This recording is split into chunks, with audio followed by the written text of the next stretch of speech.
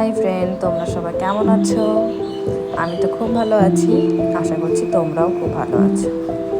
তো অনেক দিন পর আসলাম নতুন ব্লগ নিয়ে। তো এত সেজে গুজে কোথায় যাওয়া হচ্ছে? আমরা যাচ্ছি আমার কাকার ছেলের রিসেপশনে। দেখো চলে এলাম বিয়ের ভেন্যুতে। তো যখন ঢুকলাম তার মধ্যে ওদেরও এন্ট্রি, কি সুন্দর ঘোড়ার গাড়ি করে, তো বেশ ভালোই লাগছিল। তো তোমরা সবাই ভিডিওটা পুরোটা দেখতে থাকো, আমরা কতটা এনজয় করলাম, কতটা আনন্দ করলাম, কী কী খেলাম।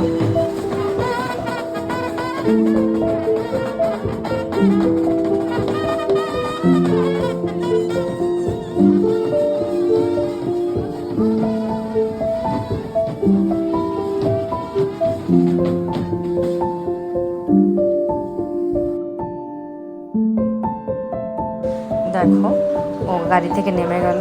তো ওর লেহেঙ্গাটা এত পরিমাণে ভারী ছিল যে ও নিয়ে সেটা ঠিক মতো হাঁটতেই পারছে না। তো যেমন তেমন করে হোক, যেতে তো হবেই। তো পৌঁছে গেলাম। ও একটা করে গোলাপ দিয়ে কী সুন্দর ওয়েলকাম জানাচ্ছে সবাইকে।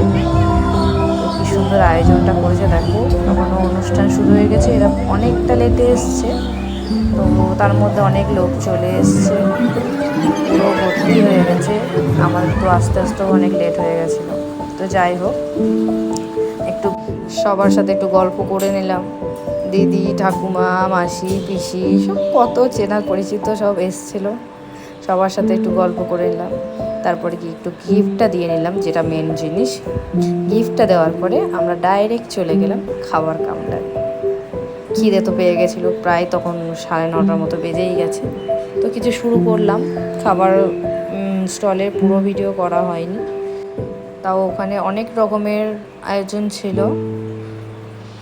তো এই যে ফ্রুটের কাউন্টারটা যা করেছে, এই যে কাটিং ডিজাইনটা করেছে, এত সুন্দর লাগছিল। কি করে করে এগুলো, জাস্ট ওয়াও। তো তারপরে একটু স্টার্টার খেয়ে নিলাম। দেখো মুখের ভেতর ভরে নিয়েছি, গরমটা না পাচ্ছি ফেলতে। খেয়ে তারপরে এই যে চলে গেল ডান্সের দিকে। পুরোটা ভিডিওটা এবার দেখতে থাকো মন দিয়ে, কমেন্ট করে জানিও কেমন হয়েছে।